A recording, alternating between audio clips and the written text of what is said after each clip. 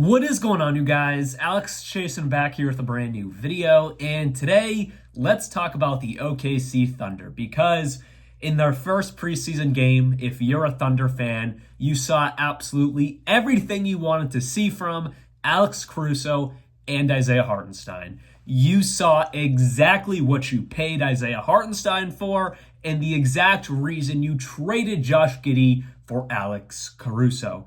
It was perfect. So in today's video, I want to go over their first preseason game as members of the OKC Thunder. So yes, I am overreacting to one game, but also not really, because the attributes Caruso and Hartenstein brought to, yes, a preseason game, it's not going to change come regular season. Yes, they might not put the exact same stats up on the board, of course. That's impossible. But the premise and idea of the game they played in this preseason game, it's not going to change. It's not going to change. They are going to bring that energy, bring the intensity, and bring this play style for 82 plus games of this season.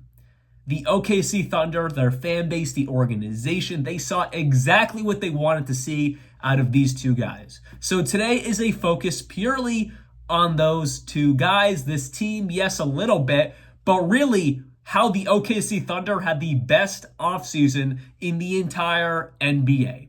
There are two teams, in my opinion, that hold the trophy for best off seasons. One of them being the New York Knicks, but in front of them is this team right here, the OKC Thunder, getting Isaiah Hartenstein, getting Alex Caruso. By far, they fit the needs they needed to fill from last season. The Knicks, yes, they got star power with Mikal Bridges and Karl-Anthony Towns, even though that was new, not really in the offseason per se. It still counts as the offseason. That's great. But the Thunder were already the number one team in the Western Conference. And believe it or not, they got even better, and it proved to be true in this preseason game. What were their holes? Terrible offensive rebounding. Playmaking is solid, but it could get better. It got better, and just the overall flow of this game with Isaiah Hartenstein and Alex Caruso, in just 17 minutes of action for both of them, Ihart put up 4 points. All right, whatever. He's not really going to be a scorer. That's going to be J-Dub. That's going to be Chet. That's going to be SGA. That's going to be other guys on this team. That's fine. He had 8 rebounds. 3 of those being offensive rebounds. That was a huge hole for them last year. They were the second to last worst team in the entire NBA on the offensive glass. The only worst team was the Lakers. They put no effort into offensive rebounds. The second worst team was the OKC Thunder, and it wasn't a lack of effort. It was a lack of ability from guys to actually get offensive rebounds. They averaged 8.8 offensive rebounds per game. Isaiah Hartenstein brings around a 3.3 average from last year for offensive rebounds. He had 8 total rebounds in this game. And even better, saving the best for last, 7 assists. A center had 7 assists. Let that sink in.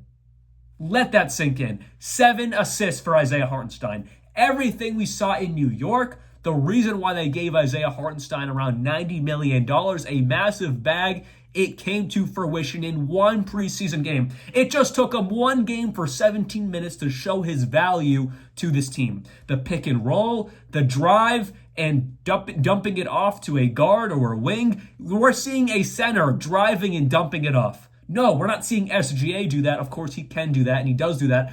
My point is, we're seeing a center do that. And SGA didn't even play in this game, so of course he's going to have the ball in his hands a lot more when he is. I understand that. But my point is, he's going to average around 3 assists a game, 4 assists a game, maybe even more. Probably not. He is perfect for this team. Again, a team that was terrible on the offensive glass. He helps fix that hole. They were second to last in the league. They fixed that hole by bringing in Isaiah Hartenstein.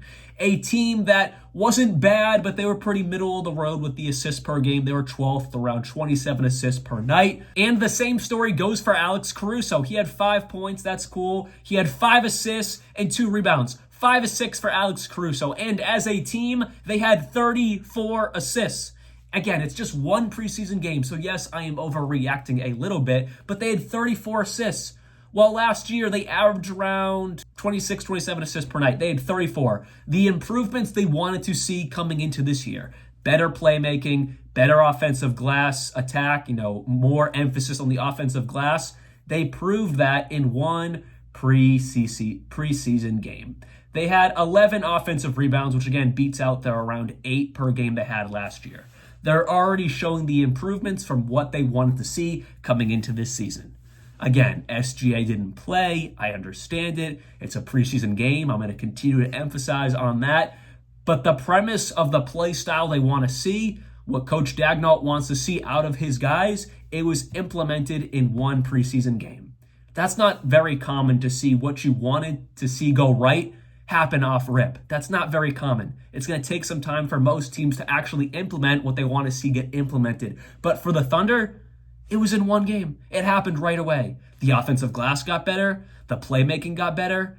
Everything they wanted to see get better already got better in one game. And if you're a Thunder fan, be ecstatic about that. Don't just think it's just one preseason game. Yes, don't jump too high of joy because it is one preseason game and there's a lot that has to go on in the regular season. SGA didn't even play. I understand that. But be happy. Be happy. Because you look at teams around the league that are trying to figure stuff out. Like for the Knicks, for example. I think it's going to take them some time to be actually really good because they have a new identity to build with Mikal and Cat alongside Brunson and that team there. They have a new identity to build. It's not the same identity they had last year. While for the Thunder, they have a similar identity plus some. They got better. Their identity got better. It was awesome to see this out of a team that just fixed some small but major holes. It was amazing to see that. So I don't have too much more to say.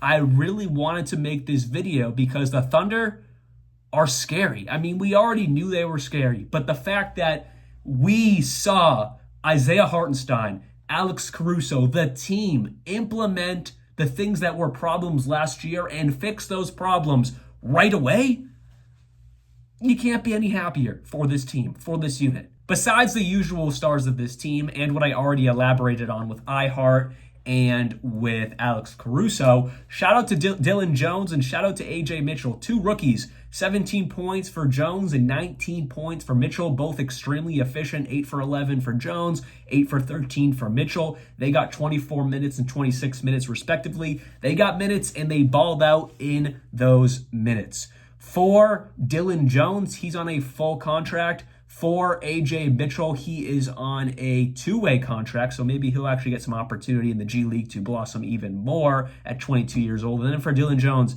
he's on a full contract. And the Thunder, they're not afraid to give opportunities to guys. This is not a Tom Thibodeau roster that just runs 8, 9, if you're lucky, man rotations in the regular season. Daigneault's not afraid to give run to guys if he sees they're going to contribute to the team. So I'm really happy we saw some young guys blossom on the court in one preseason game. And they only beat the San Antonio Spurs 112-107. This was not some world beating. It's just one preseason game. I mean, Chet only played 9 minutes. But again, they looked really good for the holes that were an issue last year. I'm very pleased in the brand of basketball they were playing, and I'm really excited to see how they play this season. I mean, they're only going to be even better. I think they're going to be the number 1 seed in the West again. I'm excited to see SGA mesh with Isaiah Hartenstein and Alex Caruso. Finally, SGA doesn't have to play alongside Josh Giddey. All respect to Josh Giddey, his play style just did not work whatsoever alongside a player like SGA. He needs a shooter around him, someone who can just sit in the corner, doesn't need the ball to create a bucket for himself, a lot like a Josh Giddey. That's Alex Caruso.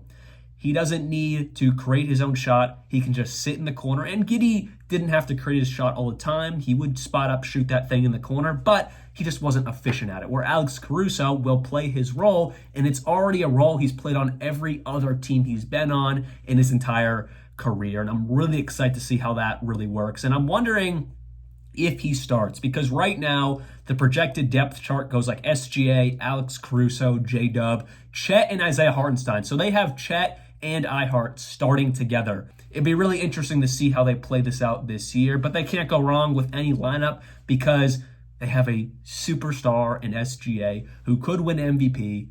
J-Dub could become an all-star this year. Chet could be working towards closer to an all-star range. I don't think he'll get that his second year, but he'll definitely get close. Great complementary pieces. We knew that about the OKC Thunder. I'm really just here to talk about how impressed I was with Isaiah Hartenstein, Alex Caruso, this overall team in just one game, and how they have implemented all the things that were negative assets or negative attributes, I should say, to this team last year. In one preseason game, Dagnall has them already fixing those issues, and it's only going to get better. Let's not forget it's one preseason game out of like 5 or 6, plus 82 games in the regular season. Come playoff time, this team is going to be even better than where they are right now. Let's not forget that.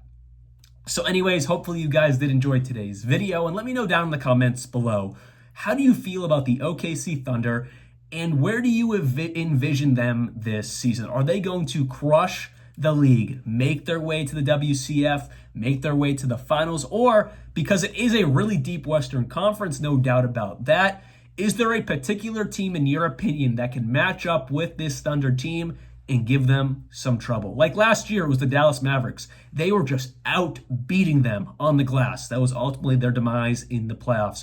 They answered that call with Ihart. He is going to help this team exponentially, and I'm really excited to see how that plays out this season. Anyways, hopefully you guys did enjoy today's video. I'll see you guys very soon, and like always, peace out.